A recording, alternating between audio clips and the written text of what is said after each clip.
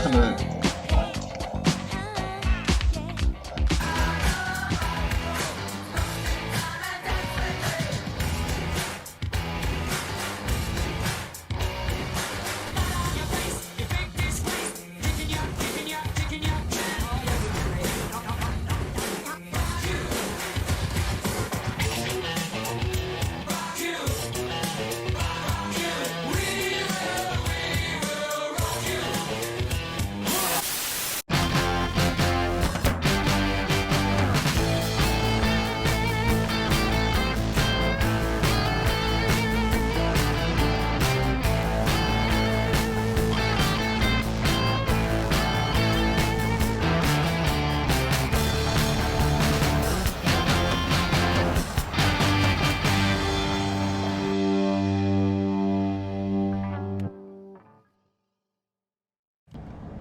Welcome back! Man, we are at a bar, hence not being on time today, but really wasn't a bar, it was the freaking technology that we're using here at Barside Jive. I need this more than you realize.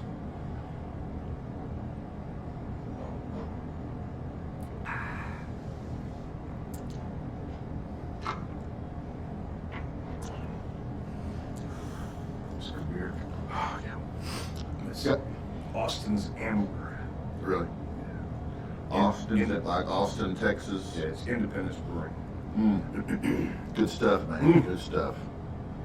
Well, guys, we are on the air and live at AJ's Bar, located at 651 South Main Street in historic downtown Grapevine, Texas, where we are every freaking Monday at noon Central-ish.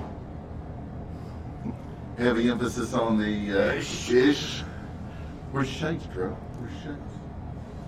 I don't know. It's a hell of a fucking weekend. Yeah, I know. You had a big weekend, didn't you? Man, we did. Main Street Fest. Main Street Fest. Post-COVID. Yeah. Yeah. We had Andy Pierce and his buddies all out there. Yeah. Bunch of different bands. He did a good job. Andy learned how to play? Yeah. Did? He was narcotics. Yeah. Yeah. I mean, Houston. Yeah. Houston, yeah. Where you're from. Mm-hmm. Yeah. His wife's really great, too. She's the judge. She used to be the judge over in Euless. Yeah, nice lady. Yeah. Yeah. We see that you guys brought some others today. We appreciate that. We appreciate you sharing the show and telling others about it, and then dragging them by the collar over to your table while you eat lunch, unless you're on the West Coast and you're eating brunch. Having those mimosas and shit out there on the beach. That kind of shit. Yeah. Gummies, yeah. Well, we appreciate it, both AJ and I. Whoa. My featured guest today is none other than the legendary Kim Mitchell. Kim? There you go. The legendary Kim Mitchell. Joseph Kim Mitchell was born July 10th, 1952. He's a Canadian musician, was the lead singer and guitarist for Max Webster. Before going on to a solo career, his 1984 single Go for Soda charted on the US Billboard Hot 100, reaching number 86. 6 other singles, Patio Lanterns, Rock and Roll Duty, Rockland Wonderland, Expedition Sailor, America, and Some Folks, reached the top 20 in Canada and are played on the Zooom Vocal, vocalnow.com. And here he is now, Kim Mitchell. Hi there, I'm Kim Mitchell, and you're watching Barside Jive. Stick around. Thanks, Kim. We appreciate that, buddy. Really, really do. This is about the time during the show when I turned to AJ and asked him, AJ, what are we drinking today? But hell, he's already told me. I'm an impatient motherfucker. So Independence Brewery? Yeah. Down in Austin, Texas. Austin, Yeah!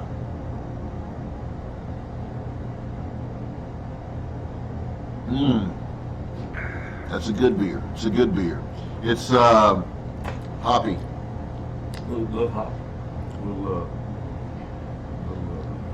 sweet at the end. Yeah. Not overly sweet. Not overly. Just a little. Just a little. Just a little hint of sweetness. All right, guys. I would be remiss if I didn't tell you that Barside Jive has always been and still is sponsored by the legendary radio station Zooom. On vocal. Very, very cool. The zoo will never die, guys. Never. In addition to my guest segment, which comes later in the show, I've got unconventional news, non-traditional weather, our weird world of sports and traffic that's sure to make you go, what the hell did I just see? Delivering with that edginess and that rawness you crave, but you won't get it from those corporate media activists over traditional one-sided commie propaganda outlets, right, AJ? Exactly. Sometimes things seem pretty hopeless, right, when you watch the news all the time. But remember what that great philosopher Robert Plant said, your time is gonna come. Some of our stuff is satire simply because you gotta laugh to keep from crying, but the difference in us and those other guys is that we're actually entertaining, AJ and I. We actually are fun to be with. So we're glad you're here, and we hope you'll stick around till the end because you don't want to miss anything. And be sure to stick around till the very end for another reason, because we always stick something special at the butt end of the show, and I'm sure you're going to like today's. Oh, I got a joke. All right. So this man walks into a bar. You can envision this. Yeah, he walks into a bar with a bag and orders a drink. After a while, the bartender says, "What's in the bag?" The man says, "Nothing, but don't worry about it." The night continues and the bartender keeps asking, but the man keeps giving him the same answer. "Nothing, just don't worry about it." Well, towards the end of the night, the bartender offers the man a free beer if the man shows him what's in the freaking bag. So the man finally agrees.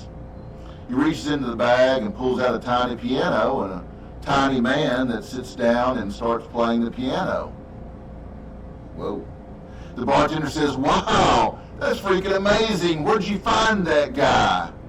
The man looks up and says, "Well, I have this magic lamp that grants me wishes, but the stupid thing's broke." The man then hands the bartender the lamp and says, "You can try it if you want." The bartender happily grabs the lamp and wishes for $1 million, and the room is suddenly filled with $1 million. "This thing is definitely broken," says the bartender. The man replies, "Tell me about it. Do you really think I wished for a 12-inch pianist?"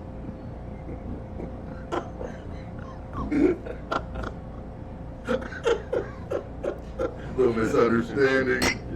You gotta pronounce those words correctly. Oh man. I tell you, it was my daughter's 21st birthday this weekend.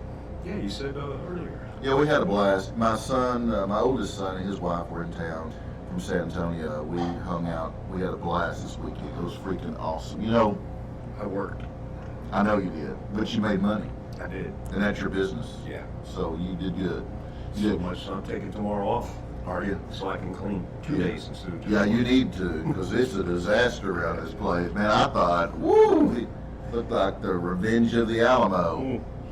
But the great, well, it wasn't Great Fest, it was Main Street Fest. So it went well. Went very well. Yeah. Yeah. We had, like I said, we had Andy Pierce and his guys. I probably should give a shout out to them and everybody that was here. Go ahead and say something else. Oh, okay. Well, while AJ is looking up his list, how about one of my life hacks? Go for it. Is that cool? Okay, let's do a life hack.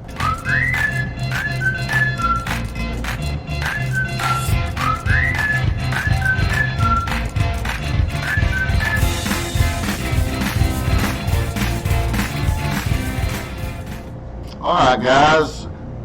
Life hack number 1300 in DC's book of life hacks. Don't throw out those old doll heads. You can turn them into handy night lights for your kids. No kidding, guys. Sometimes I'm driving down the street and I see trash and there's a doll. Keep those doll heads. Just stop and grab them, because they make great lamps for your freaking kids. Seriously.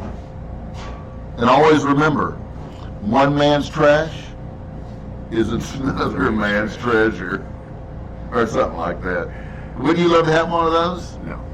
Right by your bed? Yeah, you would, AJ. No. AJ love to have one. I'm gonna make you one. I'm gonna find a special doll head, and I'm gonna make you a lamp, just for you. For me, to you. You gotta be careful with your dolls, DC. If I you have one just like this. do that closer. If you want to share your life hack or maybe some worthless information with us, give us a call on the bar phone. That number 469-844-1631, because we know everything, right, AJ? Everything. And also remember, guys, that knowledge is power. Oh, Oh, whoops. Whoopsie. Isn't that what they say? Whoopsie daisy. Whoopsie daisy. By the way, if today is your birthday and you want AJ to sing to you, just give us a call on the bar phone, 469-844-1631, and AJ will sing. You love to sing, don't you? Be sure to check out my YouTube channel. Are you thirsty? That was good. Be sure to check out my YouTube channel. Just search Barside Jive Live at youtube.com and click subscribe, and then click that little bitty bell.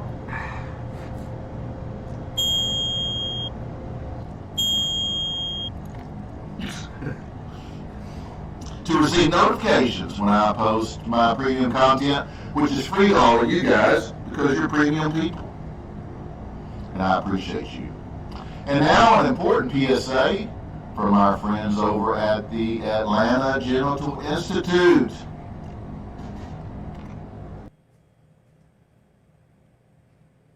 Your testicles and you. Take a good look. These are the unlucky ones. These unfortunate souls are suffering from ESS, enlarged scrotum syndrome. Here at the Atlanta Genital Institute, teams of doctors are at work around the clock to cure this dreaded affliction. Hi, I'm Dr. Zillman, and I'd like to talk to you about your testes. The human testicle is not unlike a balloon. Sometimes it is empty. And sometimes it is full. And sometimes maybe this will help you understand. oh yeah. Hey, Just remember that your testicles, when treated with love and care, will give you years of maintenance-free service. I don't have any strings, but I got. But if abused, well, the inevitable conclusion. So next time, do the smart thing. Don't let anything come between your testicles and you. Thank you. Okay, buddy? That PSA always makes me want to cough for some reason. I don't know why. Oh, speaking of testicles, what's it called when a man gets kicked in the nuts? Painful? Besides painful. Testicular manslaughter. Yeah, baby.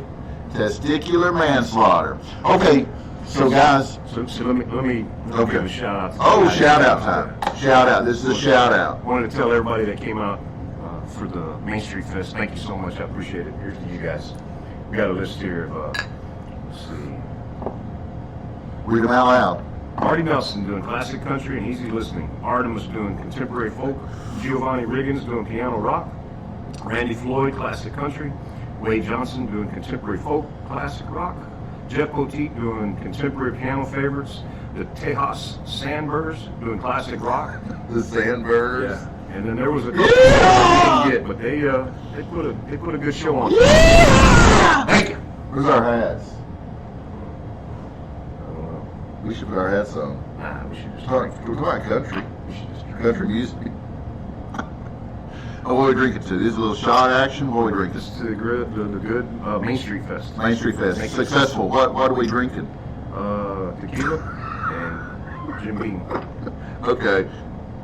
Here we go. Hold on, man. You got an hat? Got that one. Those tan lines. He won't- They're gnat He attractors. didn't get much. No. He's gone now. Oh, that's good stuff. Talk talking about love. Okay, so hold the applause, guys, because it's time once again for that segment with all those big-ass raving reviews. You know what I'm talking about. Our breaking freaking news. I only have to tell you.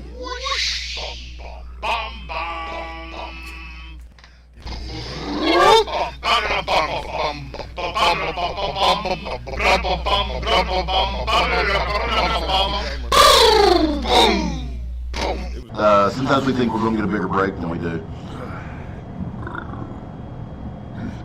Not bad. Our top news story straight in from the Barside Jive news desk. You guys are going to love this shit.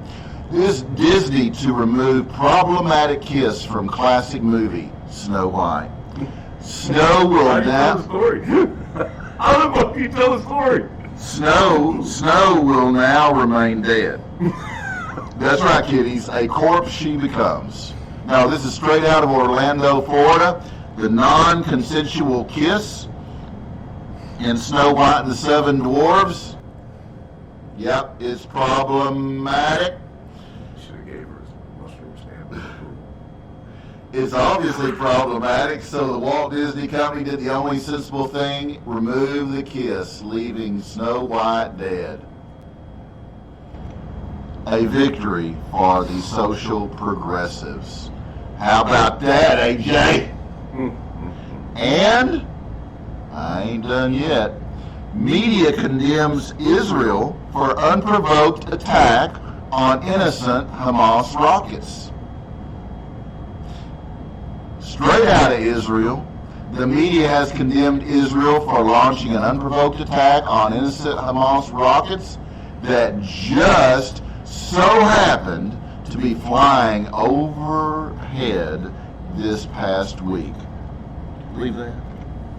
Yeah, baby. These rockets were out for an innocent leisurely flight across Israeli airspace, and Israel heartlessly took them down, says a CNN anchor, wiping tears from his eyes. It is clear that Israel is the aggressor here. Just look at those poor defensive little guys. They barely got a chance to fly. Though they have been shot down heartlessly by the IDF, the rockets will always fly on in our hearts.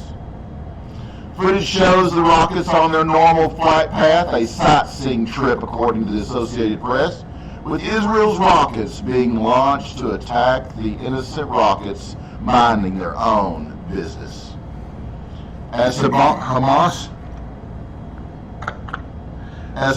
rockets crashed into the ground, Brian Stelter, he's a little chubby, bald-headed guy, right? Pasty white boy. Yeah. He wept uncontrollably, which is not surprising. Why, God, why, he cried.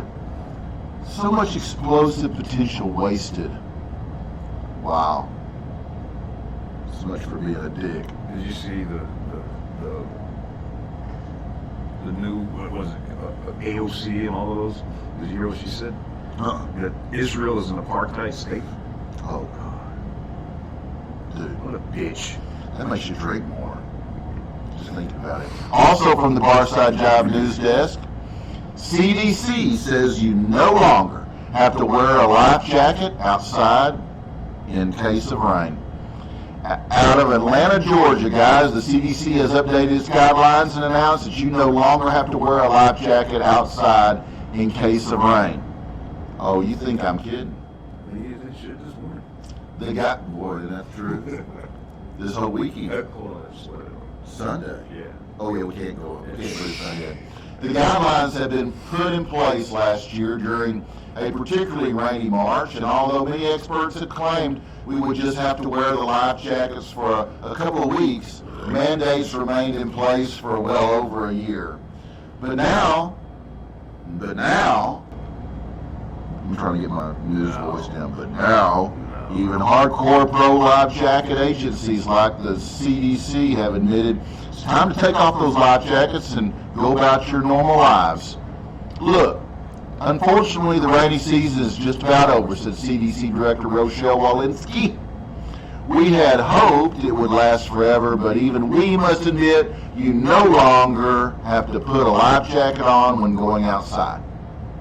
However, The updated rule only applies to people who have taken swimming lessons at an approved swim lesson site. Papers. Exactly.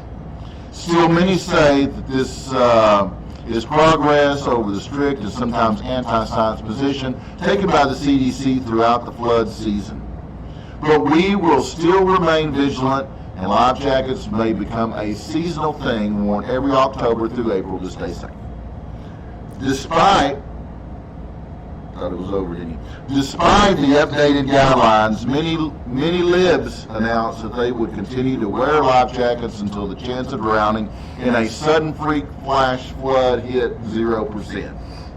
This is way too soon, said Chrissy Mackinac of Austin, Texas. Speaking of Austin, as she watched people walk by without life jackets. Look at those anti-science Neanderthals walking around. Her state of Texas removed the life jacket mandate several months ago, causing many experts to predict that there would be a massive spike in drownings. But none of those predictions of doom came true. You're all going to die, she screamed at passerbys as she put a snorkel on. What do you think about that, AJ? I don't know what to think about. I don't care. Oh, that beer's good. Our trending news items segment is good that comes out of Austin. But you know what? The governor did do a good thing for us. which time? Just like Wednesday, wasn't it? That he passed the alcohol can still go to go. Oh yeah. It was Wednesday. Ain't nothing wrong with that. Thanks, Gov. That's right. I'll have it. You see, Matthew McConaughey's looking to take Run for governor. Yeah. He had said he's going to be a Democrat or a Republican or an independent. Independent. Yeah. Best move.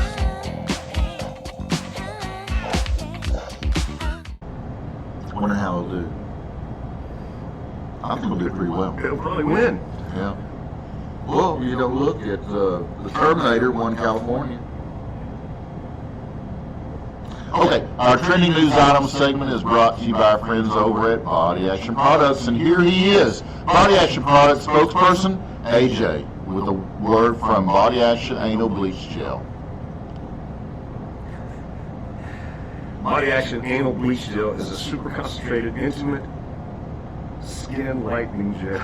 Intimate area skin lightening gel. It's formulated to help improve the appearance of an uneven skin tone and diminish discolored areas of the... What the fuck you got me reading here, man? It's ideal for anal, vaginal, penis, scrotum, nipples, dark underarms, and any other intimate area skin lightening needs. Just for that asshole in your life that needs to lighten the fuck up. Yeah. Trending nationally. Who the fuck comes up with this shit?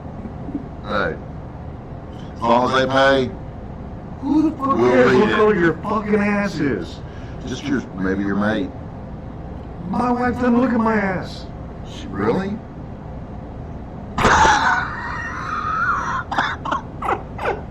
That's what you told me earlier. That is exactly what I told you earlier. Trending nationally. Before I get in trouble. New school program raises awareness. You know, we need to do a shot. We just did a shot. Remember? One had a hat. Yeah, but that was like earlier in the show. We that was like a pre-shot. We got to do a post-shot. Don't worry, guys. It's just COVID. I get it every year. New school program raises awareness of things kids didn't know that they were supposed to be offended about. Yeah, baby. That newsroom, I got to deal with him. Congresswoman discovers key to stopping mass shootings by passing sensible legislation against thoughts and prayers. Boom. She is not very smart, is she? She reminds me of the donkey on Hee-Haw. She is not very smart. Can you imagine trying to have a conversation with her, like one-on-one? Oh my God. I'd have my hand around her throat. And she would consider that a threat. It's not a threat. In fact, when she watches this, she'll probably like file charges. Not a threat. You're in arm's distance. I have my hand around your throat. And amid gasoline shortage, Antifa opts to use Molotov cocktails. Boom.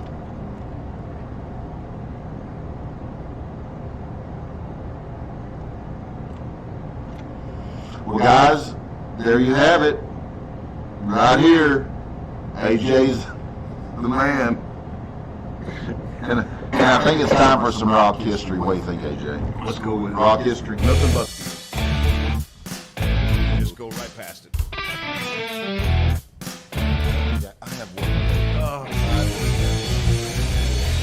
well, it can be considered a thing. It's not really. It's not really, but it can be considered kind of. It's May 17th, and here's some reasons why this day matters in rock history. In 1980, drummer Peter Criss left Kiss after Gene Simmons' then girlfriend, Diana Ross, told him he was too talented to be in the band. Wait a minute, his girlfriend was who? Diana Ross. And she told him he was too talented to be in the Yeah, band? yeah. What was he supposed to be in? I don't know, dude. Did I tell you about that wasp that stung me in the throat? So I'm sitting out on my deck the other day, and I got something hitting my hair, and I thought it was a June bug.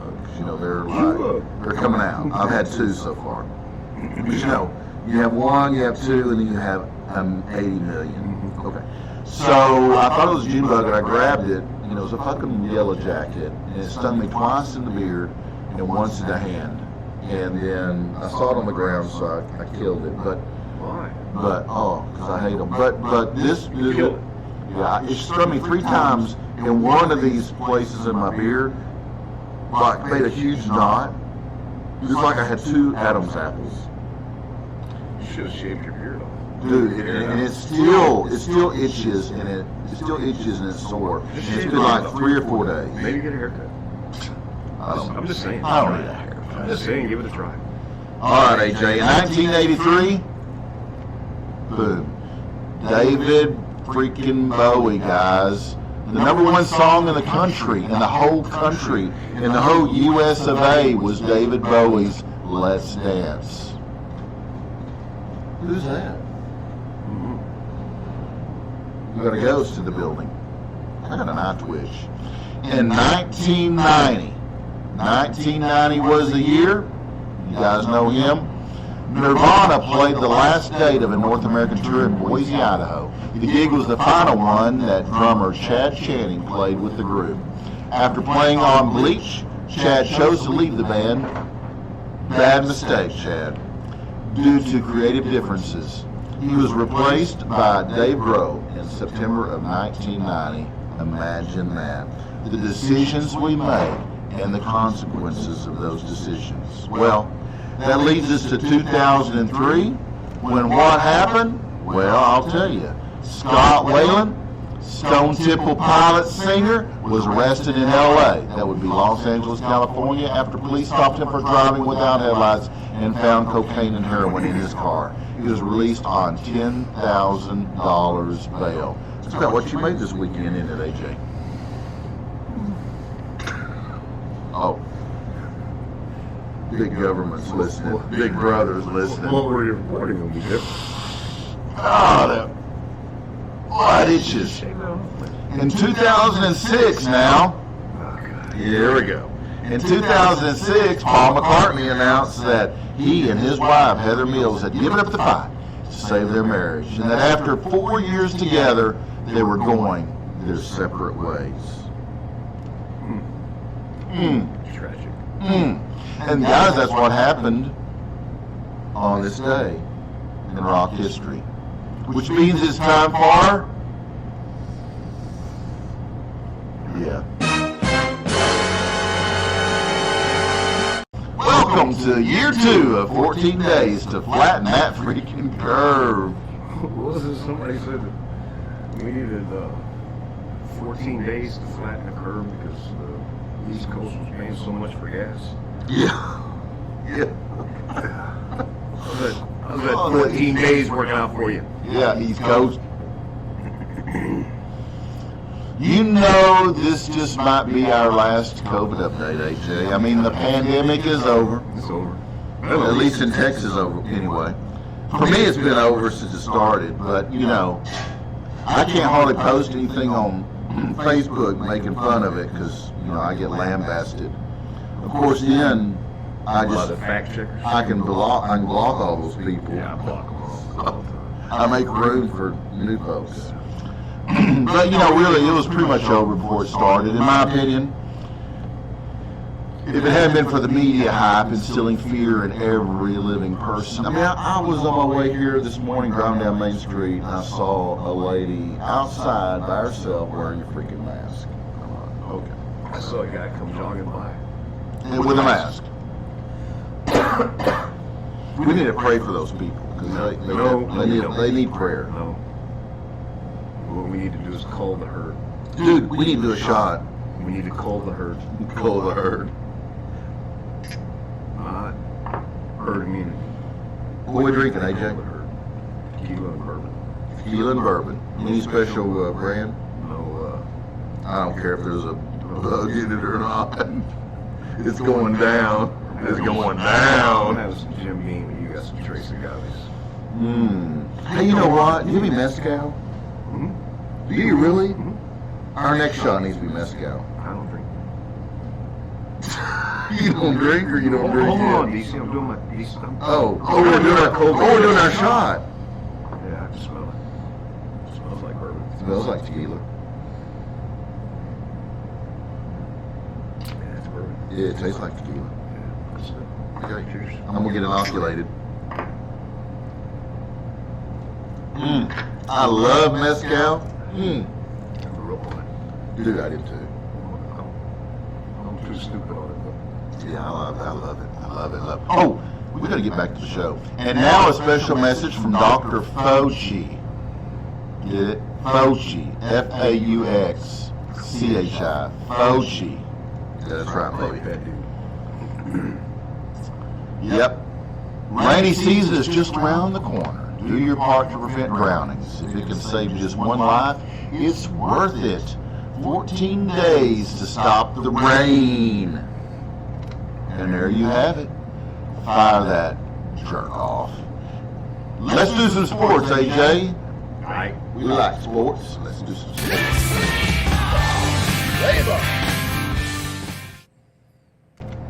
But before we play ball, we always stand for the national anthem because it represents the tradition, history, and beliefs of our nation and its people and helps evoke feelings of patriotism among Americans and reminds us all of our nation's glory, beauty, and rich heritage, although many of our athletes of this day do not believe. We here at Barside Jive believe. Here we go. Shit. Fucking amateurs. Okay, guys. So Tony didn't program. I know I'm throwing him under the bus. Tony forgot to fucking program in our national anthem. So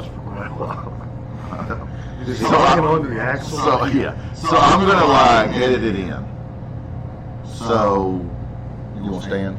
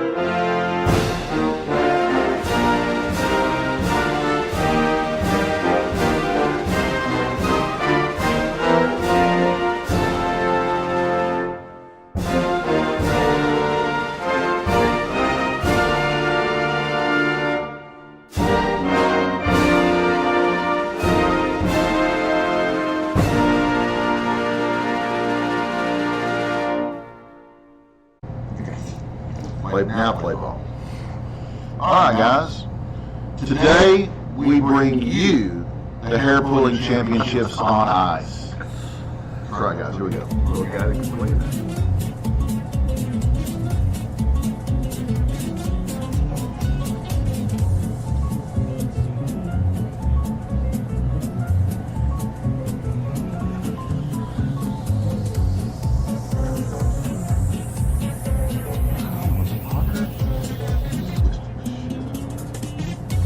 Let go. So, yeah. Let go of me. Yeah, right. Guys, if you missed it, let's just freeze frame that bad boy. Don't you know that hurt? Not really. Oh, it hurt. Look at her. She probably liked it. No, dude, she didn't like it. She wouldn't like it. Look at that. Oh, man. Seen that same kind of reaction.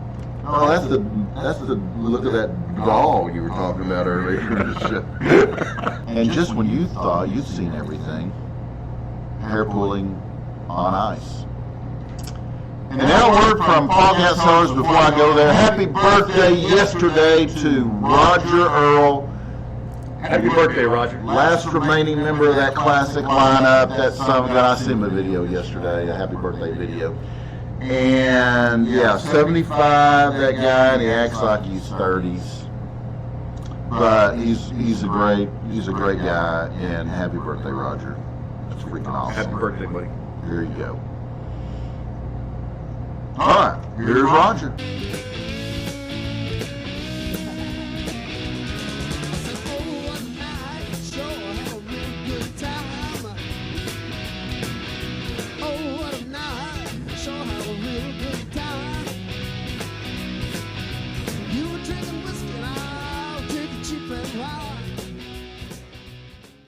Hi DC, thanks for having us on your show.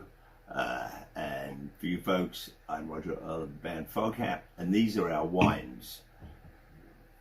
Foghat Cellars. This is a Chardonnay from Monterey County, absolutely delicious. 2014.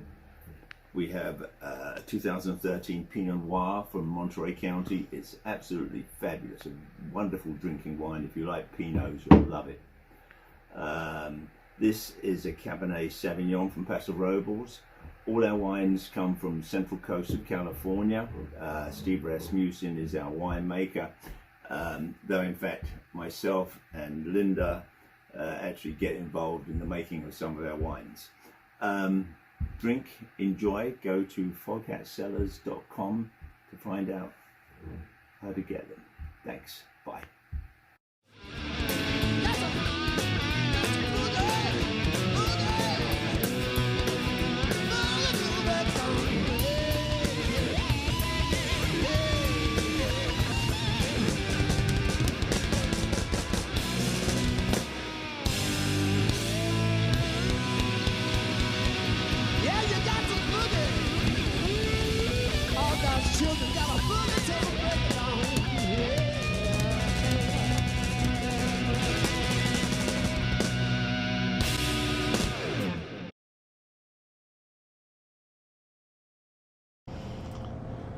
Hey, don't forget to use the coupon code Barside Jive. That was good. Hey.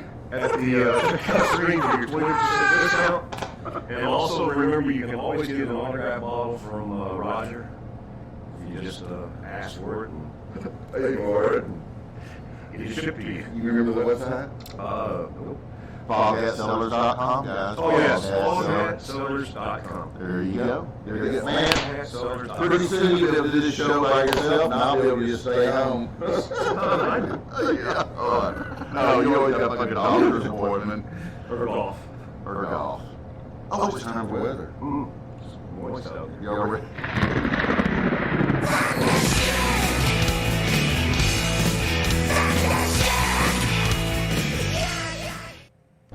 Well, from your Barside Jive little weather center, we try to stick to the current weather since forecasts are always so wrong, including ours. Here we go. Hello, late day's weather is forecast. Yeah. Drenching downpour earlier, Yeah. 66 degrees, stays high as 82 with a 50% chance of thunderstorms all freaking day. Yeah. How's that air quality, AJ? That's okay. They say it's good. Yeah, air quality is good because it's moist. Moist. Winds out of the south-southeast 8 miles per hour. Yep. Humidity is a 90%. moist. Moist. Very I moist. like it moist though. Extremely moist. I like my cake. Yeah. I had some birthday cake this weekend. Yeah. It was good. Was it moist? It was very moist. It was very good. Yeah, and that bluebell vanilla homemade ice cream. Oh yeah, it was pretty good. The sun was going to set at 8:22. You believe it's going to go to 9 o'clock? That's crazy. Isn't it? Imagine that. I love this time of year. You get a whole day. Although you may not know it, those freaking clouds still. And the moisture. The moisture. I don't want you to have to look at the moon phase. I'm going to guess it's shit's cloudiness, but you want to look it up. I got it here, man. Okay, well, go ahead and look it up. I While I drink my beer. figured out where to find it quick. Somebody's all into this shit. What does it mean when your eye like quivers? Sure gay. My eyes like twitching. It's weird. Just start twitching all of a sudden. I don't really get that. Are you going to have that anytime soon? No good. Alright, well, AJ's looking up the moon phase. We're in the waxing crystal. Wax on, wax off. So, is that a phone call? Yeah. So let's go to Tyrone in our Action Weather Center for an update on all that rainfall out in Florida. Hey T, how about an update on all that rainfall in the Sunshine State? Vero Beach will be getting in on the heavier rainfall, and eventually that should I am so sorry, Bill. Oh my God! What the hell just happened? This is what just happened. That thing was crawling on my leg.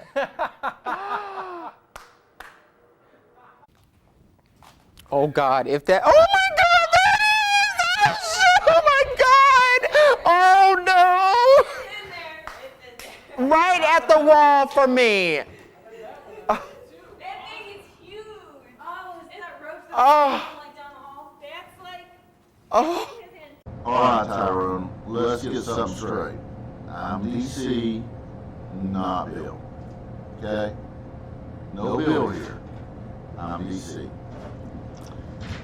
Guys, it does look like they are experiencing some technical, it's just a freaking bug, Tyrone. It's just a freaking little bug. You know, people like are cool with cockroaches until they start flying around, and then they're like, they're Satan incarnate. Alright, but they were experiencing some technical difficulties, it appeared, in our Action Weather Center, and maybe some attack cockroaches. Poor Tyrone. Yeah, lost, yeah. Remember all, but I fought back. And he's dead. I don't know if I He's killed like him. in lost. I might have made him wish he was dead. Oh no, he's like freaking I'm not demolished. Oh, yeah. They fuck with me, they're dead. They don't fuck with me, I leave them alone. It's like that day, I saw this big ass, I swear this wall nest was this big. It was right about where I keep my trash can. And I left it alone. I thought, well, you know, live and let live, you know, it's cool. So I passed by it, I see it as it grew. From a little baby wasp nest to a big ass adult wasp nest. Yeah. And so I went out there one day to put my trash in the can, and one of those little fuckers stung me. Animal? Yo, so I got a can of that hot shot 50-yard spray. It's like a bear spray. And I walked around the house and I killed every freaking wasp nest I could find. So, several years back, I went to Oklahoma to help my father when May's father was still alive. Went to Oklahoma. Is this a long story? No. It's kind of medium? Okay. So then I'm cleaning it up out here, you know, everything around. And I had this piece of angle iron in my hand. Hang on, yeah. And I hit a wasp nest that I didn't see. Oh man, they Accidentally? Yeah, they just on my leg. Yeah. And what I do, I take the angler and whack myself with the angler trying to kill the guy. So I get this big knot. Oh, you hit yourself. So I leave. Oh, shit. I go get in my truck and I leave and I go to the grocery store and I buy a case of wasp killer.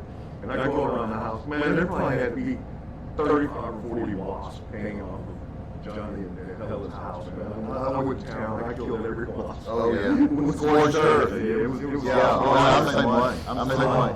You live and I live until you really did with me, and then we had some. So I just got my ring earlier this year from my doorbell. And I guess there was a wasp nest somewhere around there. These damn wasps kept coming and setting off the motion. oh my gosh. So we're looking in. Yeah, so all day I was here getting messages that a wasp was at my front door. So I went home, took it out on them with a vengeance. So. Yeah. Dude, I remember I was walking through my gate one time, and like 3 hornets, short, 3 hornets stung me in the calf and put me on the ground. It felt like someone hit me with a baseball bat in the calf, and I went down to the ground. Those hornets are bad. They're bad now, but it hurt bad. Those hornets are tough. We're all honest with each other. No, I didn't cry. I was pissed, but it literally put me on the ground. Hornets are bad. Wasps, this one's still kind of aggravating me. But no, those hornets, boom, boom, boom. I mean, they hurt. What do you think you did to them when they went? Nothing. I just walked through the gate. Maybe they just didn't like the way you looked. Possibly. You You never know. never know.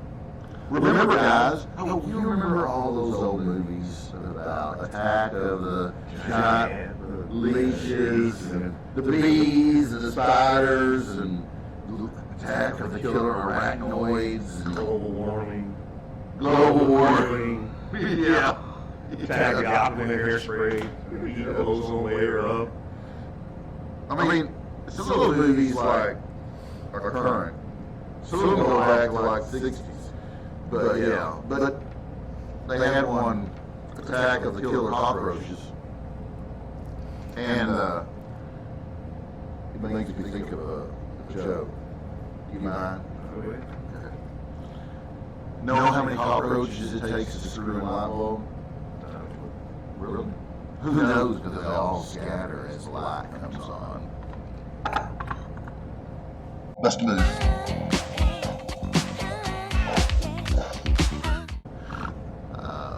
And that's your local weather from your Barside Jive meteorologist. Kinda. Your Barside Jive. Our weather was brought to you by our friends over at Swiss Me Healthy Fruity Smoothies.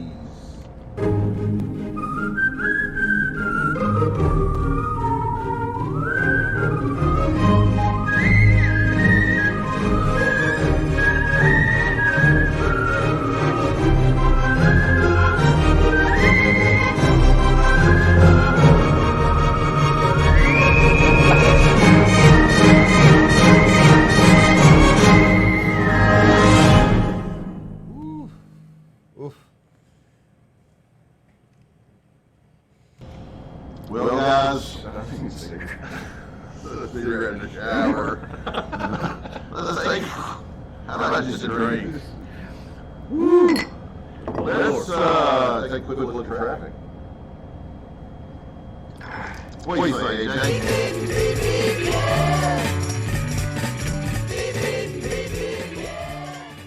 It's moving.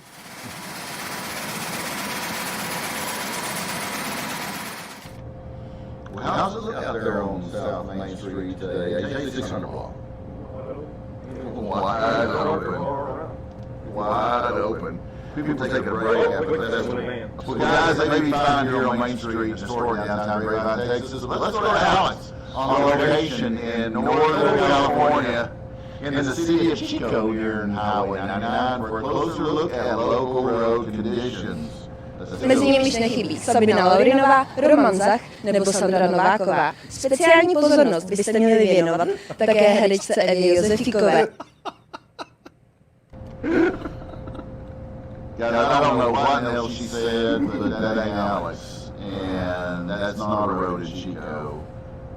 She said dumpster diver. That was classic. Oh, that reminds me of a joke. All right. So a guy walks out of the bar. With a bag. No, not this time. He walks out of the bar, and on his way home, he heads up this alleyway. And in that alleyway, he sees a dumpster with a lamp in it. So the guy picks up the lamp, opens it up, and a genie light pops out and says, Like Lulu.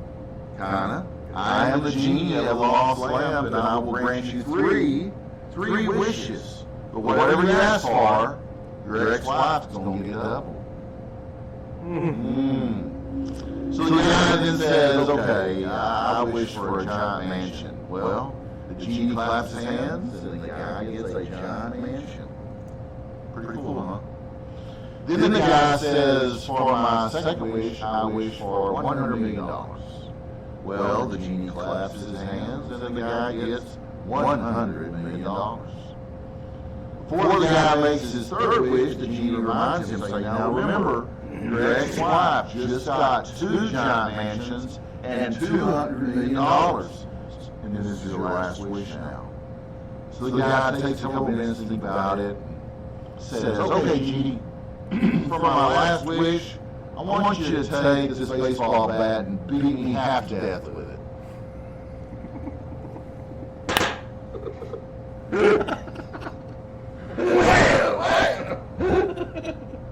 Well, that'll bring us up to our featured guest segment, which is sponsored by Hip and Hippie.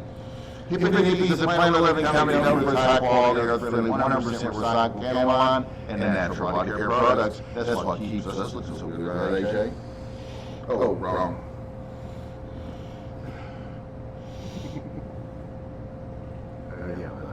Okay.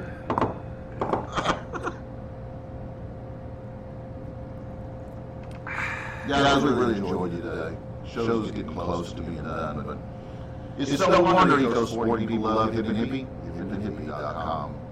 As I mentioned, my eye is really twitching. I don't know why it's my right eye. As I mentioned earlier today, my guest is Kim Mitchell. There's Kim. Best known as the Canadian musician and lead singer and guitarist for the band Max Webster. Before going on to a successful solo career, he is such a good dude. I hope you guys enjoy this part too. I never realized how many guys were out of Canada. Oh, You just didn't know. but yeah. And one of my favorite bands from Canada, Triumph. Yeah, Well, the Guess Who are from. Well, the Guess Who, whenever you were talking last time, I was like, man, I thought they were American bands. No, I mean so many great bands are out of Canada. You know, have you ever been to Canada? It's just a beautiful country. I mean, really, it's just beautiful. But guys, we will be right back with Kim Mitchell after this quick break. You want to go for a soda? Sure.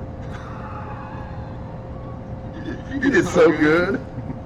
Well, we'll play like this is a soda. You know, this is like a 2-beer shot? Yeah. Or 3? 2. No, 2. 2 beer, 2 shots, show. Oh, I didn't do the mezcal. We ought to do a mezcal before we go. Shouldn't we? Yeah, well, yeah, you will. Okay, guys, we are, where are we at? Oh, it's time for bringing Kim Mitchell. We got to go to a break. But, before we go to our break and bring in the Kim Mitchell, we're going to do a little mezcal, baby. What are you going to do? Bust a move. Okay. I love that smoky flavor. Here we go, guys. Hey, have a great week. You all right? Long throat? It's good stuff. Yours? Yeah. It's good stuff. What brand was that mezcal? El Silencio. El Silencio? Yeah. It's good stuff. Got recommended to me by DEA. Don't forget to come to AJ's on Main, 6651 South Main Street here in historic downtown Grand Valley, Texas. just or north side of the tracks. And tell AJ when you get here that DC sent you, he'll pick you up with a great shot. Right? Yeah. That cost, of course. And that cost. You give him a little discount. They give you a little discount. Right? A little discount. Come on. Come on, AJ.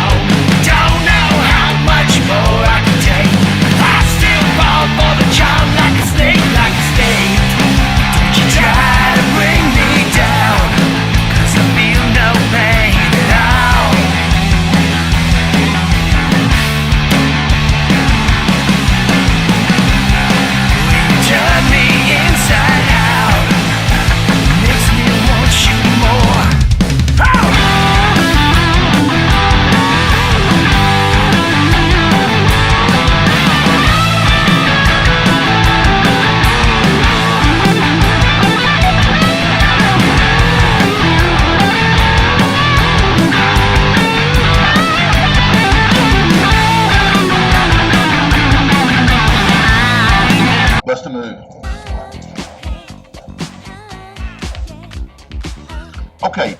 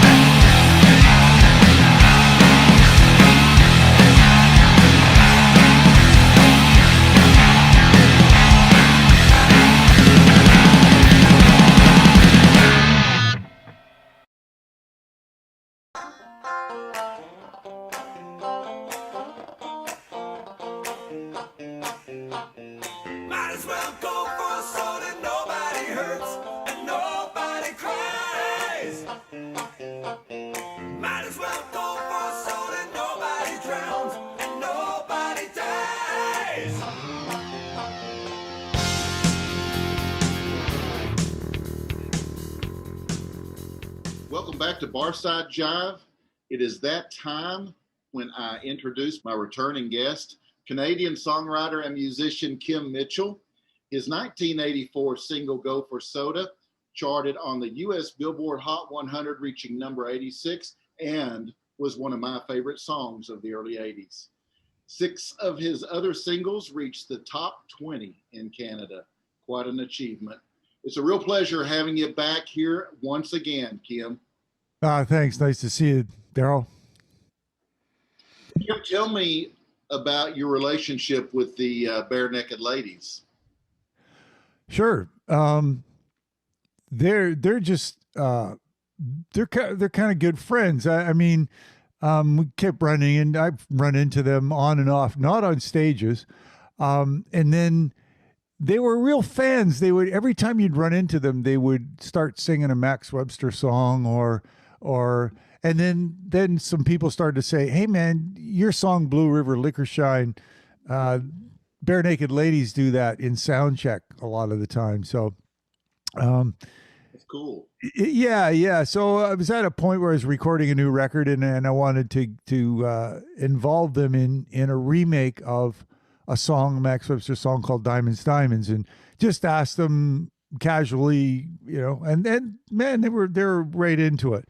They're one of those great bands that, for any young musicians aspiring to, do something in music and make a living at it, which is very difficult to do, those guys left home, like wives and girlfriends and parents and everything, got in a van and drove through the United States forever. Like forever. They'd play everywhere, college gigs, anything they could get going. And they did that for a few years. And that's kind of how it sort of happened for them in America, I think. But they're fun dudes to work with. And some people think, oh, it's kind of like comedy stuff. They're a great band. They really incredible chameleons. They can jump into this genre and jump into that genre. They're fantastic musicians. Yeah, they really are. Yeah, I'm really fond of them. Oh, good. Really? Okay. Yeah. If you've ever seen them live, man, it's shocking how good they are. It's not shocking, but it's like you kind of expect a lot of comedy and fooling around. They do a bit of that, but man, when they get down and playing, they mean business. It plows really nice. Got a good groove and sonically sounds beautiful. I have never caught a live show. Are those guys, they're still active? Oh yeah. Yeah. Not right now, but not many of us are, man. That's why you and I are talking right now. Right. Well, that's changing here. Yeah, it is. Yeah, thankfully, yeah. We'll catch up. Canada will catch up. You'll always win, but we'll catch up like in a few years maybe. Right.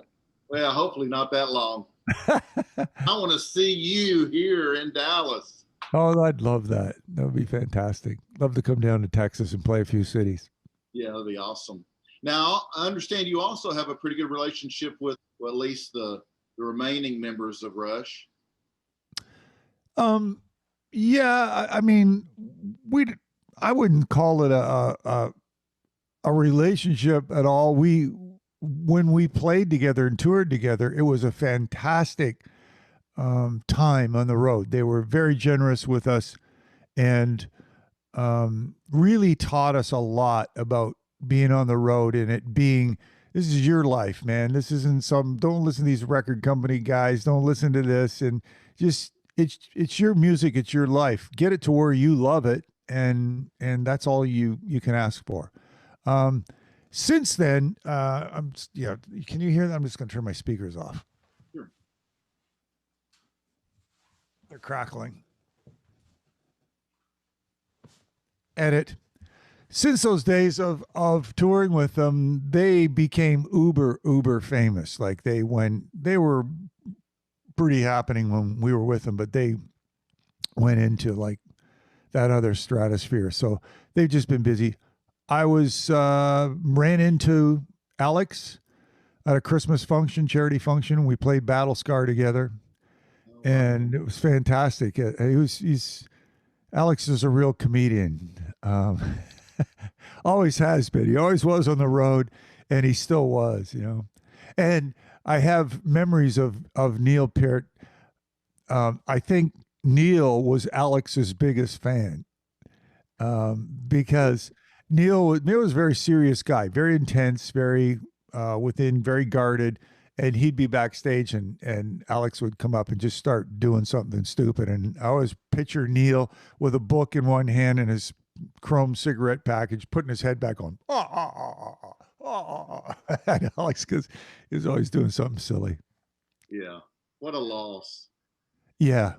Yeah, for sure. And what I mean, he had some tough stuff happen early on too, losing his wife and his daughter, and man, oh man.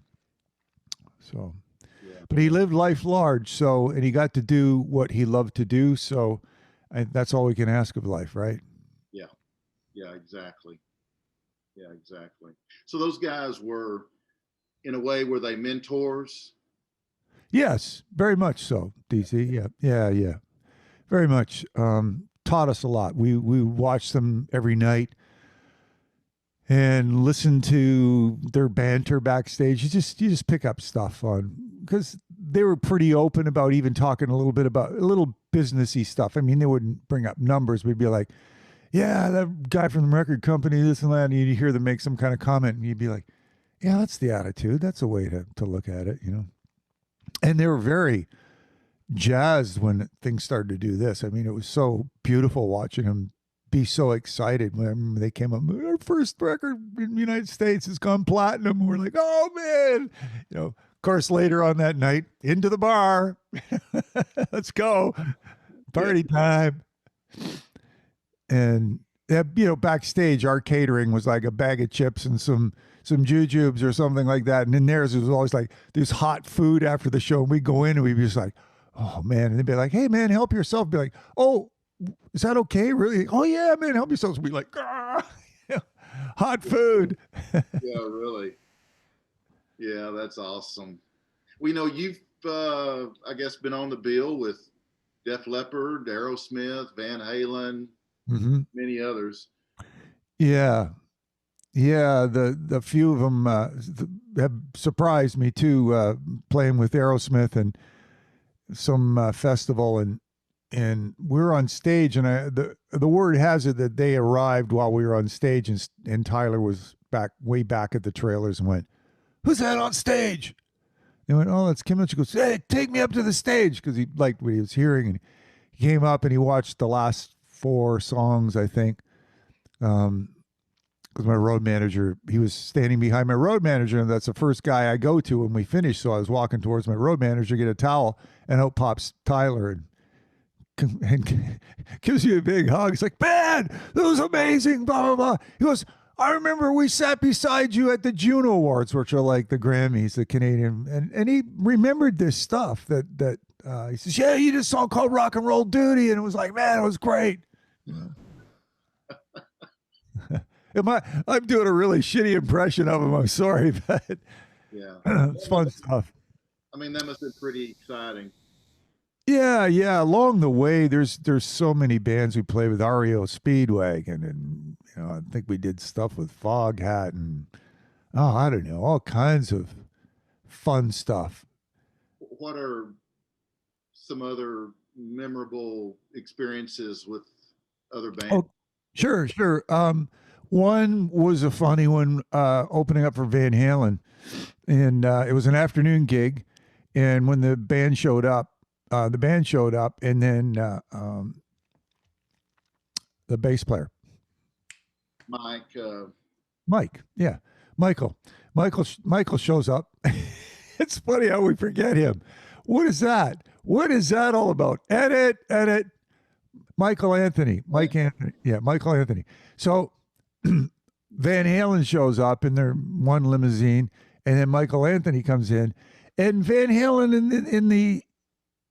in the hindsight, when I think about it, they looked really kind of rough. It was excuse me, afternoon gig.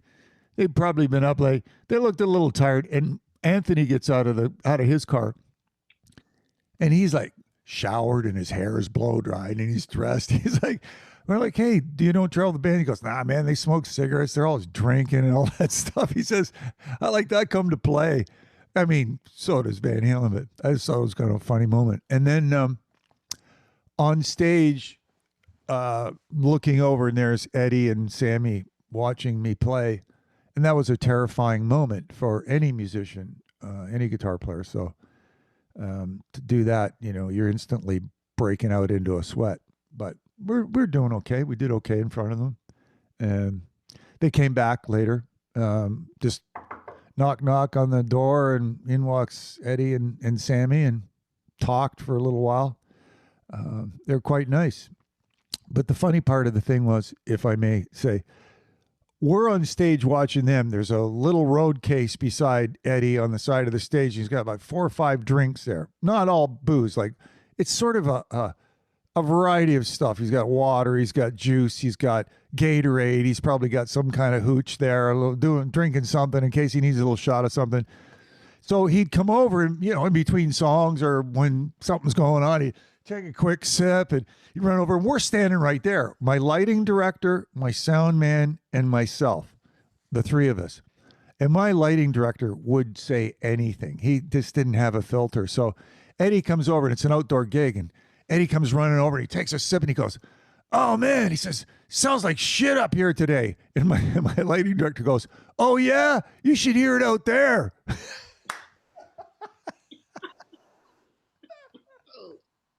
Oh, man. I'm like, did you just... Because it did kind of sound rough out front for that gig for some reason. But it doesn't matter. You know, it's like it's all about the energy. But it was kind of like, whoa, this is sounding a bit rough out here for a second. But I'm sure they got it together later. But I couldn't believe he said that, man.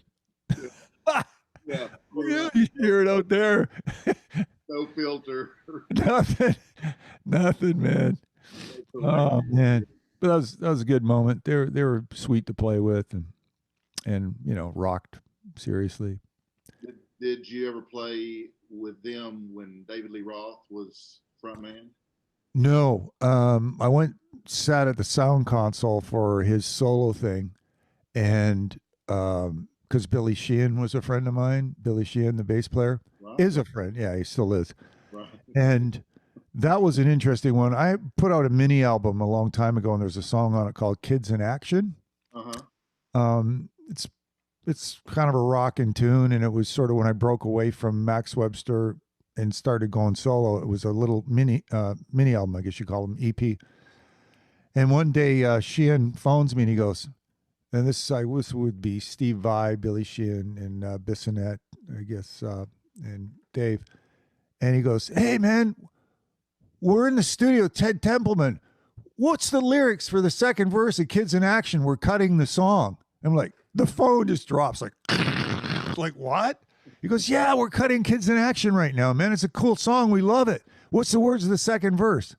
So I'm like, okay, I give it to him. And it got bumped by Tobacco Road later, but it was one of my almost moments, you know. Oh. And I wasn't sure it even got recorded. Then literally a few years ago, Billy found the track sheet, which is in a studio, they'll make a track sheet that says, you know, bass drum, snare drum, what tracks things are on, vocals, guitar. And there it was, Kids in Action, Kim Mitchell, composer. And there it was. Wow. The almost famous moment. How cool is that? That was fun. I've had some good times, man. Great times backstage. Which Dudes from those bands were your favorite to tour with? Well, we did so much with Rush. Yeah. So I would say them first, but they were all kind of cool. There's a couple weird packages. You know, Angel was on a couple things once. I don't know if you ever heard of them. They're an American band, and it was a good band, but it was the first time I saw behind Marshall stacks they had vanities, and they go back behind, trim their hair with them. You know. Can you imagine? There's a good job for roadie. What do you do with the band? I work for Angel. Hey, that's pretty cool. What do you do? I go back and dust them up with their makeup and trim their hair at the vanity in between songs. I do touch-ups. Yeah, it was cool though. Yeah, little bizarre moments like that. But they were good guys, so you know, can't really think of many jerks. The only person that came close was Richie Blackmore. We did some stuff with Rainbow, and yeah, that was such a great band too. I stole his keyboard player after. But Richie hadn't said a word to me. We were doing these dates, and then we're sitting shoulder to shoulder at a bar, and Richie hasn't said boo to me like on these few dates, and yet here we are, shoulder to shoulder. He's still not saying anything to me more. And he turns to me and he goes, "This is a packed place." He goes, "You know what I don't like about you?" I'm like, "What?" I go, "No, man, what don't you like about me?" He goes, "You play a Gibson guitar. You should buy a Stratocaster." And that's all he said. So, Wow. so I came home and I bought a Stratocaster. And I thank him for that, because I love Stratocasters now. Yeah. He was such a great musician, man. That's enough. I got millions of them, but you know, we don't have a lot of time. Well, in 2016, you survived a heart attack. Mm-hmm. How big a setback was that to you? Well, anyone who's gone through it knows it's terrifying as it is painful. It's painful and terrifying. So a lot of stuff comes to mind. You know, you just kind of go, "Whoa, where did this come from?" Because I wasn't a big dude. I hadn't smoked in 25 years and all kinds of stuff. So you just, it's real cliche, but you really do reevaluate what's important. You know, the good earth, walking, enjoying a beautiful day, good meal, hanging out with some cool friends. That's the stuff that's important. What we do on stage is just something that we do. How old were you in 2016? 16. I would have been Mid to late 60s, right? yeah, 63. I'd just been 63. Yeah. Yeah, a little bit young to do that. But you know, my dad lived to 95. He smoked, he chased women, he's a good guy, you know, and worked in the coal mines. Was a young dude and everything. Like, man, that's pretty weird. But my mom had heart disease, so she died young. So I must have had what's going on there. So, so yeah, you just have to watch it, but you have to live your life too. Yeah. Remember saying that to my cardiologist once. I said, "Oh, so." You know, he goes, "What have you been doing?" I'd eaten kind of crappy for a couple months, you know, been out and doing summer stuff. And he goes, "So living your life." I'm like, "Yeah, okay, yeah." Oh yeah, well, so I guess you fully recovered, right? Well, yeah. I mean, not fully recovered. There's some permanent damage there, but yeah. As the years come on, you know, pain-free days are over. Yeah, true. Oh, you look like a young, healthy dude, man. I'm sure you. I looked at that video again the other day. The Go for Soda video just cracks me up. The TV, the guys watching the TV. Did you know those guys? No, they were all just brought in, and it was a fun thing, and that none of that was done in post. That we could see all that live. It was kind of the on the edge of green screenness, that kind of technology where you get. But they were doing that live as we were cutting it. So we're playing, and they're superimposing this stuff behind us live. So literally, we'd play the song, we'd go see what's happening. Right, you know, the guys, and you know, some were popping up in the fridge and stuff like that. Meanwhile, we're just popping up somewhere and standing, but we could see it. We didn't have to wait like a week after editing. So it was a fun time. Videos were weird. I always found them weird because I was one of those. Hey, man, it's about the music. The music is the thing that's supposed to, put the emotions in you. And so I was kind of anti-video. And the 80s videos were pretty cheeseball. All my videos are like, I look at them and cringe. Do you really? Oh, for sure, man. Oh, yeah. Look, Yeah. I heard the same thing. John Oates told me that he says he can't stand to look back at his videos because, what they had them do, and what they wore. And I was laughing about it. And he goes, well, imagine that someone found one of your worst photos from junior high and they made it public. The whole world could see it. Yeah. It's the same thing. He says, pretty much. It's embarrassing, but I thought it was a great video. I thought it was great. Thank you. It's funny. It's just, it was funny, but it's a great video. I like to watch it. Oh, thank you. Thanks. The tune was a fun tune to cut, and it did pretty okay. And I'm happy. I have no regrets about it. It was we were on the same label as Twisted Sister, and they released their song at the same time, and it was like one of these. Their song, our song, their song, our song, and it was this kind of thing. And then all of a sudden they just kind of started to go like this. And then the label just went, cut. And we just did a crash landing. No more promo, no more anything. It's like, okay, bye. Up in flames. So, and then the thing about it all, the simpatico thing is Dee Snider went into radio too. Yeah. Did you have much interaction with him? No, I never met him. Yeah. Even though we're label mates, he probably doesn't even know that. It's like, who? Max, who? Who's that guy? That's all right. No problem. You're a prolific singer, songwriter, musician. You've received several Juno Awards and were inducted into the Canadian Songwriters Hall of Fame. So what would you contribute all your success to, Kim?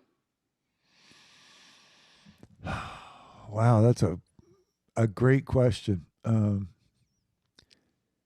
Because I don't really stop and think about that. That's something that hey, what got me to where I am? All I can say, I think, is just followed my gut feeling. The people that I respected their opinion, I would listen to them, but not always follow what they would suggest. I mean, in the end, it's your life. Once again, it's your life. It's your music. Get that to where you love it, and that will bring you something. What it's going to bring you is a lot of joy. I'm going to this thing I've mentioned often about sort of what you're asking is not everybody's going to end up in the NHL. Not every kid's going to end up in the NHL, but you can enjoy playing hockey and be really good at it and love it and keep doing it. It's kind of like that with music. Not everybody's going to end up being as famous as Rush or U2 or Bryan Adams or whoever, Foo Fighters, but you get it's the same feeling. It's the same feeling I have when I walk on stage and play wherever I'm playing as Dave Grohl's going to get. The only thing that's different at the end of the night are the numbers. So barring that, music's fun, man. It's just it's a great gig to I don't know. I'm getting away from your question, but because you're hey, I'm great at this. So it's hard for me to answer. It's such a great question. You've kind of stumped me, but maybe just sort of stick with what you really believe you should be doing. That's kind of the only way in the arts. I think there are other gigs where you're like, okay, yep, sure, boss. Okay, boss. Okay. But in this one, it's more like, what's the universe telling me to do here? What's going to bring me joy? Because I think when when you're doing things that are making you happy, that transcends to an audience. That and some good writing, I guess. Do it often.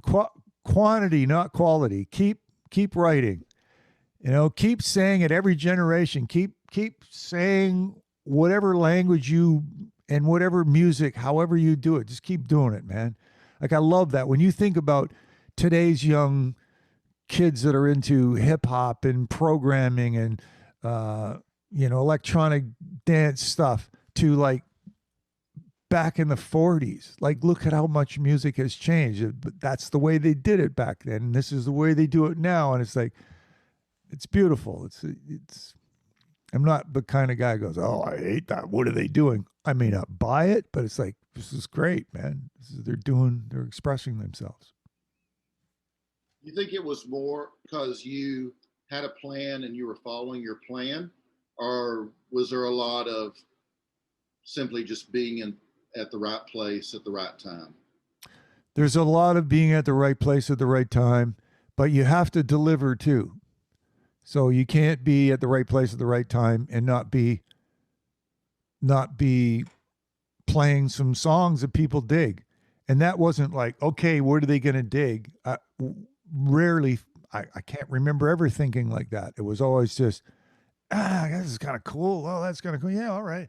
Let's do that. Okay, let's do this part here. And then bang, and then go out and play it in front of some people even before it's recorded. And it's getting a reaction. And it's like, oh, that's a cool new song you did. And it's just a process rolling along. That's what I said. I rarely looked up and have gone, okay, how did I get here?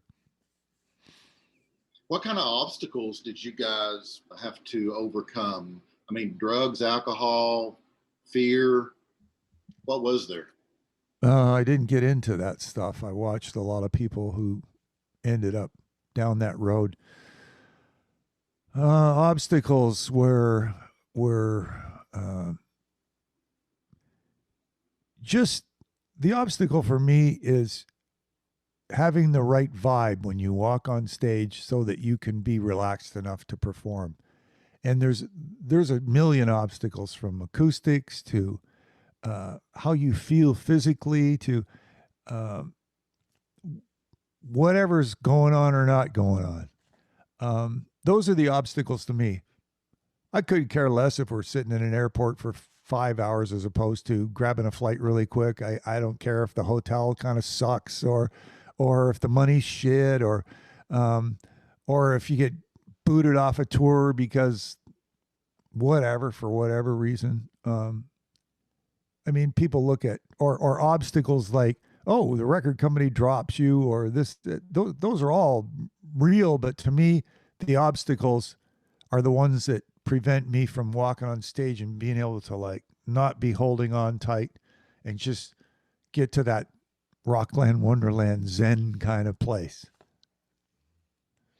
Did you ever have the problems with the record labels like so many bands do? Management, those kind of... Sure. That's the standing joke, right? You tell a million stories about, oh, signed away this and that, and then they put the pressure on. I mean, Rush, we watched Rush having all the kinds of pressure like that after their third record, Caress of Steel. They were all over that band, and they just went, just put the blinders on it. We're not listening to this. Yeah, you get all that stuff. Manager stuff, record company stuff, promoter stuff, Yeah. Where's our writer? This is just a bag of chips. What's going on here? Like, all that stuff, you go through it, but that's the joke. It's like, there's a negative side too to the business. Yeah. Who had the best snacks? Who had the best snacks? Okay. You mean backstage? Yeah. I think festivals. I always like festivals because it was every band. There's a tent, the catering tent. You have stuff in your trailer, yes. A lot of times you don't go into other bands' trailers. I mean, they'll come visit us. They're welcome to. We don't really have much in there, but I always like those kind of shows because there's a big tent where everybody can eat and you run into everybody, the crew, wives, kids, musicians. Man, I remember having dinner, and Neil Sean of Journey was like just 10 feet away from me eating with Journey. And I'm like kind of freaking out. It's like, oh man, I'm such a fan. I'd love to meet him, but I'm not going to go over while he's eating and stuff like that. So we finish, and the guys in my band are like, man, he probably knows who you are. And I'm like, no, he doesn't. I'm like a frostbitten Canadian dude. I'm like, hey, I don't know. He probably does. I'm like, no. And so I go to get up after dinner, and he pushes his seat back and comes over to me and goes, hey, Kim, nice to meet you. I love your work. I'm a big fan. So it's kind of a cool moment. But I like those tent moments, just good food. It's kind of like, I think a lot of musicians would be able to relate to that on a lot of levels, the crews and everything. Yeah, right. Yeah. Best snacks, though, I don't know. Best snacks are on the road when hey, pull over here, right? Yeah. Well, you mentioned earlier that Rush had a pretty big spread. They did. Yeah, it was hot, and it was something different every night. It was like one night it's it's kind of Japanese. Another night it's like, oh, beautiful curries or whatever. Another night it's sort of Italian, and I'm wow. This is just after food. This isn't like their catered dinner. It's amazing. Yeah. But they were making some pretty big money. They were by then, yeah. Yeah. We were making the opening act money. Right. There's a difference. There's a difference. That's right. Sure there is. But as I was saying to you, what's important is the feeling that I would get out there in front of opening up for them possibly is the same feeling as they're getting on stage.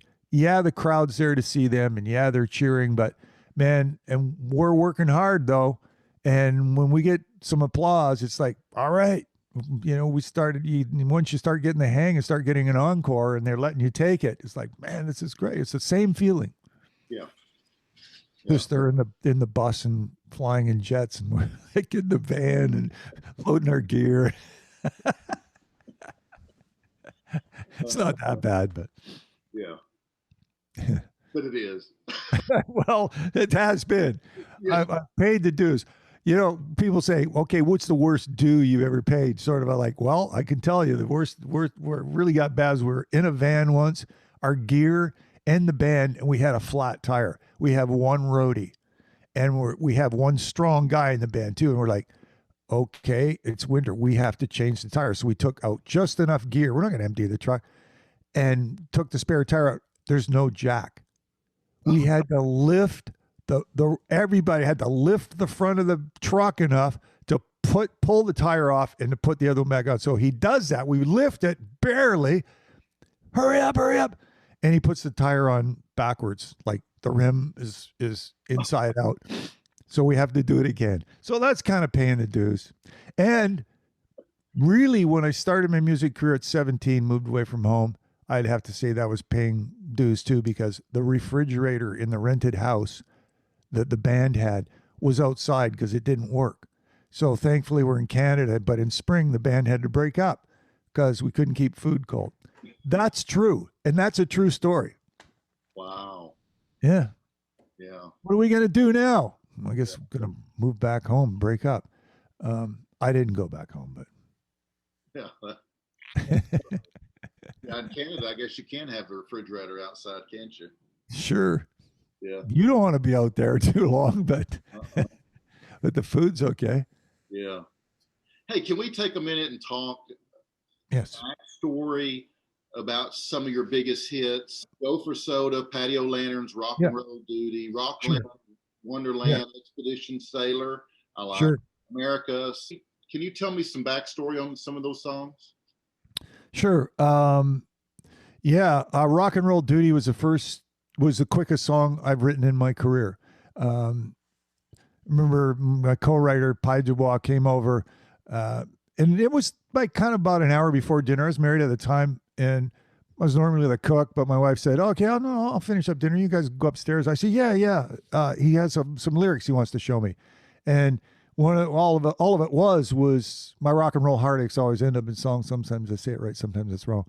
He didn't have my rock and roll, and I was like, oh, okay. And I just started playing the rock and roll duty riff, and literally in not much longer than the song itself takes to play, we had it done. So that was like blazing fast. They were just like, rock and roll hunters. Okay. Well, okay, that's a verse. That's great. So what be the next line? He goes, sometimes I'm wrong. My rock and roll heartaches always end up song. I'm gonna get it right. Okay. Sometimes I'm enriched. Now I'm tanned. Stuff like that. Okay. And like, okay, well, here we go to the chorus. Da-da-da-da-bam. What's happening? He goes, I don't know. We're just doing our rock and roll duty. Right. Okay. I'm just doing about rock and it was fun, man. It was fun. That's sort of how that song got written. And it's like one of the audience's favorite things. So it was cool.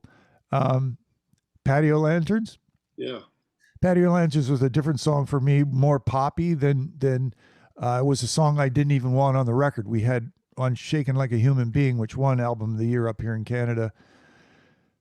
We had a couple extra tunes, and they said, hey, which one do you want to take off? And I said, take off Patio Lanterns, because it was a struggle to record, all the way through, right from top to bottom, except for writing it. I had a really old van, 375,000 kilometers. I don't know what that is in miles. That'd be 150, 160,000 miles. Old rust bucket. And my co-writer once again goes, I have these lyrics here. I'm just going to leave them there a little bit different. He says, I've been hesitant to give them to you. He was a guy who submitted the lyrics to Tom Sawyer with Rush. So this is the guy I'm talking about. Okay. So there's context. And I looked at them. He got out. He went down the street or whatever the heck he's going. I'm driving off, and I stop at a light, and I'm just kind of looking at the lyrics. And right away, I heard heard the little riff, and I pulled my van over downtown Toronto and wrote the lyrics to that, and then got home and kind of finished it up. That's how that worked. That song really did well for you in Canada, didn't it?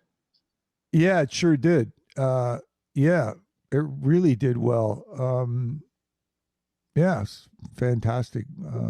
Why did you have so many hits in the top 20 in Canada and then just the one in America? What were they just not playing your music on air here? Yeah, it was an airplay thing. I don't know, promotion thing, song. I don't know. I'm not bitter about it. I don't have any regrets. I've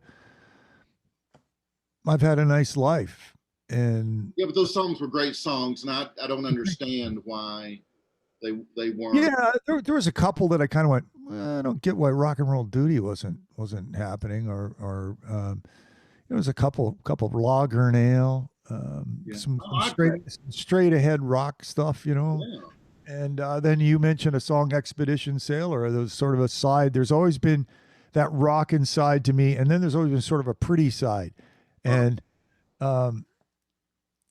that's, as a songwriter, you can't be afraid to finish something that you're on to. Like if you're like, oh man, nothing makes me happier to see some shredding metal guitar player write something pretty, like get right out of his comfort zone and go, yeah, I'm kind of writing some kind of little country thing right now, and like finish it, do it, just take it to its conclusion. So, is there another song you want to know about, or you said America?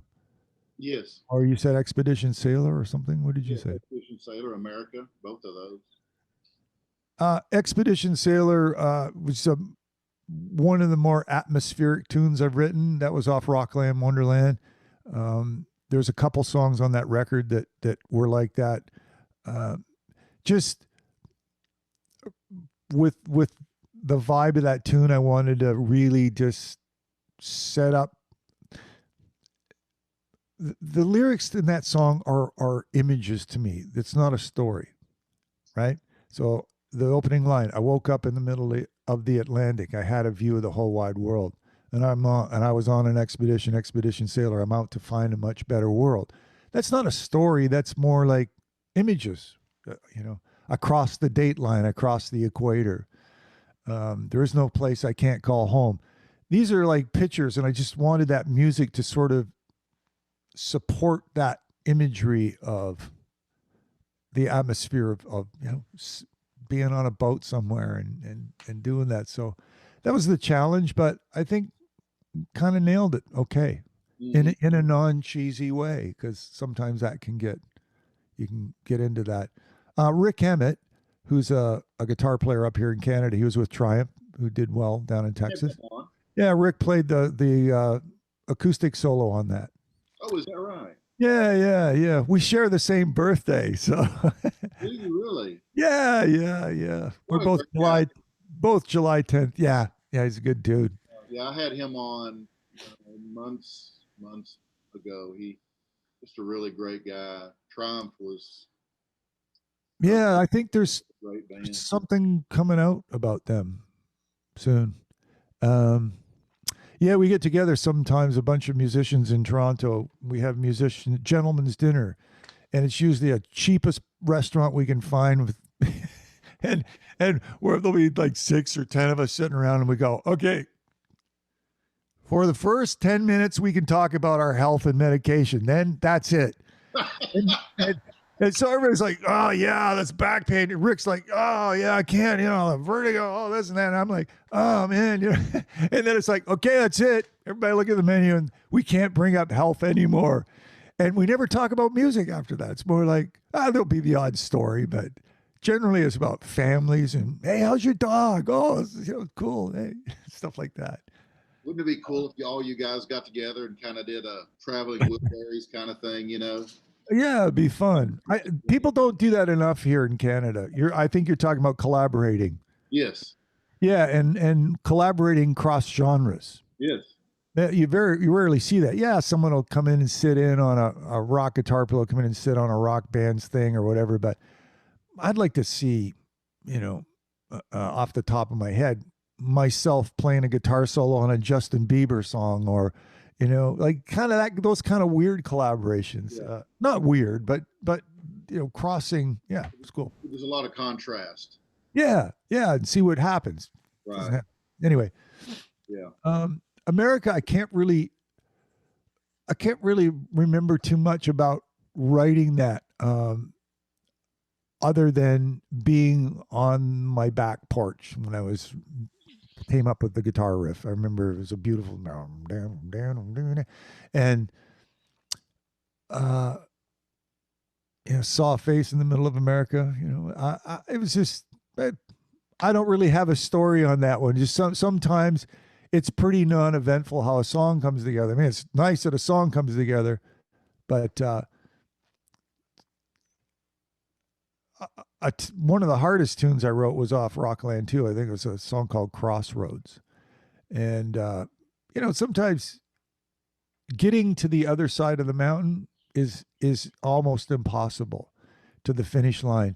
But my advice to songwriters is never give up, man, because I worked on that song a long time, months and months. And I kind of think there are record producers that will go, if you have to work on something this hard, the song isn't right. I'm like, no.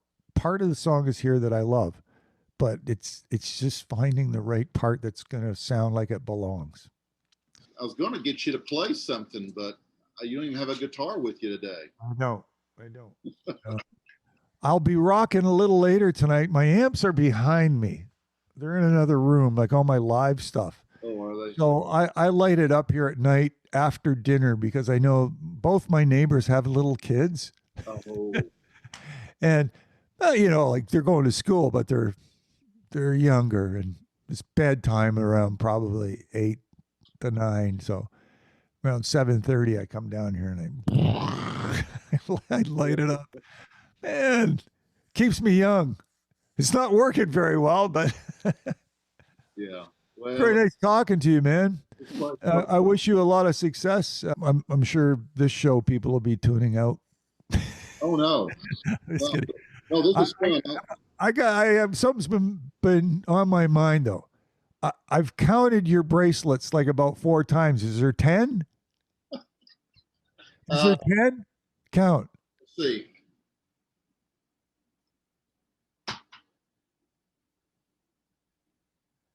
9 today. Oh, okay. I must be seeing. But I don't grab them all. And believe it or not, every one of these was given to me. Cool. And has a story. And has a story. Yeah. That's nice. Sometimes I've got 12. Today is 9. It just depends on what I grab, I guess.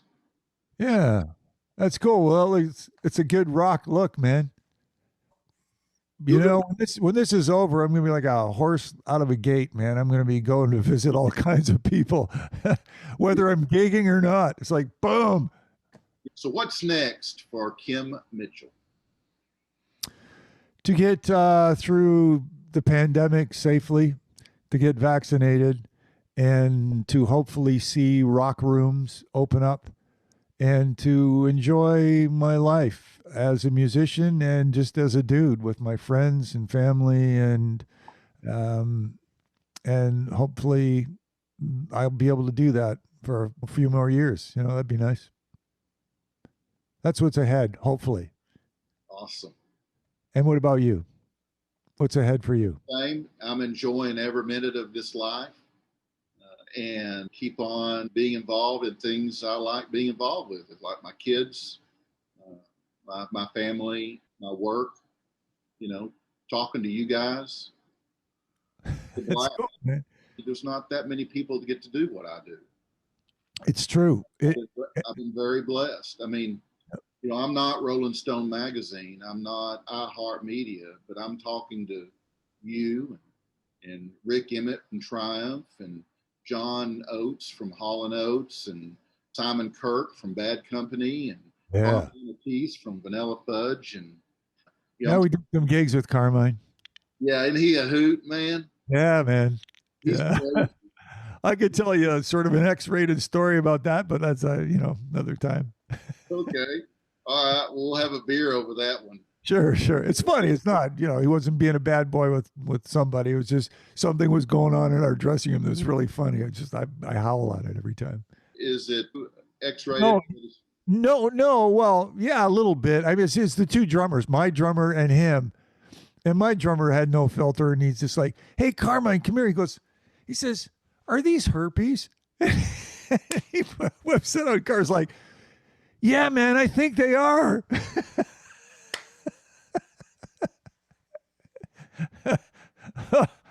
Oh man, rock and roll. Gotta go.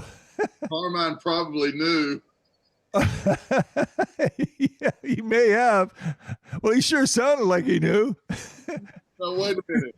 He was pretty certain. Did anybody in your freaking band or in your crew have a filter? Because your lighting guy didn't have a filter. No, my guitar tech's the worst. Like, he's one of those guys that when you think something but would never say it, he goes right in there and says it. It's just really, it's kind of embarrassing, especially like if we're crossing the border or something. He's kind of a big guy. I don't mean like, he's a big, strong guy, and he just will drop the F-bomb or whatever and then line up and doesn't care who hears him. And it's just like, dude, like, there's women here and there's kids. It's just like, oh, fuck, Pops. What if Wow. what's your problem? It's like, oh man, Wow. Kim, I wish you and your family the very best of health, happiness, and success. Everything good that this life has to offer. Daryl, thanks a lot, man. It was a real pleasure speaking with you, and back at you. The same. Guys, you can find out more about Kim Mitchell on his website, kimmitchell.ca. And as always, I will include links to his music in the description below this video, so all you have to do is click. And I want to thank each of you for hanging out with Kim and I today. Please like and share this video and click subscribe to my YouTube channel. It's free. And then click that tiny bell to receive notifications when I post something new. That will wrap this episode of Barside Jive. Until next time, peace, love, and rock and roll. This has been a lot of fun talking to you. You're a great guy, and you've got so are you, sir. So are you, man. Many stories, and I really appreciate you. It's been a blast, and it was wonderful getting to meet the creator of one of my favorite songs. Oh, that's sweet, man. Thanks. You're welcome. All right, DC. All right, brother. You take care. You too, man. Okay. Stay well, man. Bye. See you next time. Oh, yeah.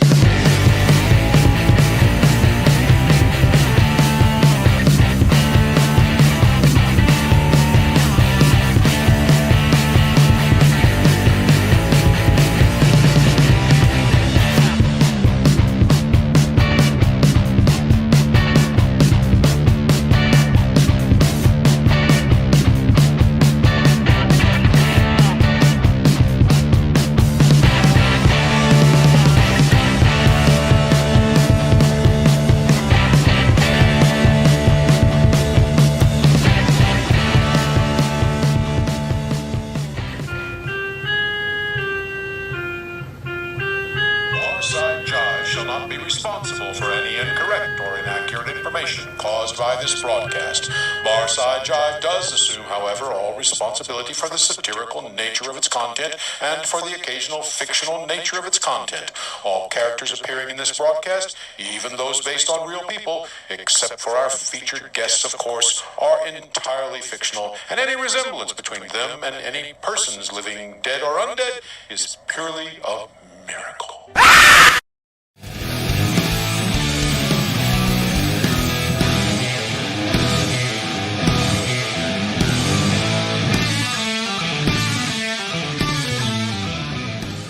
BarsideJive.com.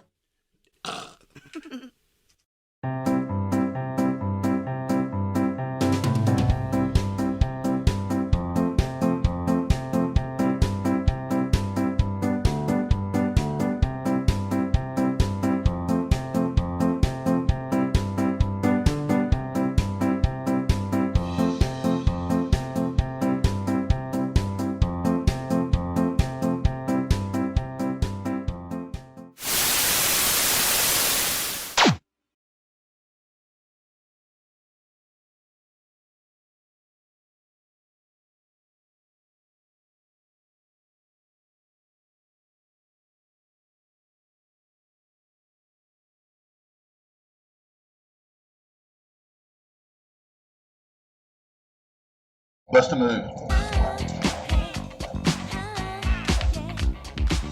Okay,